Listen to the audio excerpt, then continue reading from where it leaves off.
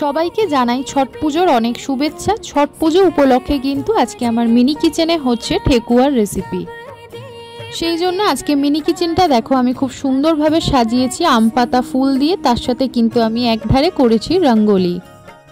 ঠেকুয়া হলো একটা ঐতিহ্যবাহী ভারতীয় মিষ্টি, বিশেষ করে বিহার, ঝাড়খণ্ড, পূর্ব উত্তরপ্রদেশ আর নেপাল তরাই অঞ্চলের খুব জনপ্রিয়। তাই গ্রামীণ বিহার ও উত্তর ভারতের লোক সংস্কৃতি থেকেই উৎপত্তি হয়েছে ঠেকুয়ার। তার আগে কিন্তু তোমরা কমেন্ট করে জানিও যে তোমরা কারা কারা ঠেকুয়া খেতে পছন্দ করো। ঠেকুয়াতে মোটামুটি আমি সব কিছু উপকরণ দিয়েছি, শুধু নারকেলটা আমার কাছে অ্যাভেলেবেল ছিল না বলে আমি কিন্তু দিইনি। আমি এখানে দেখো ঠেকুয়াটা গুড় দিয়ে মেখেছি, তোমরা চাইলে কিন্তু পুরো চিনি গুঁড়ো করেও মাখতে পারো। আমি এখানে দু রকম ঠেকুয়া শেপ করে নিয়েছি, একটা পাতা মতো আর গোল মতো।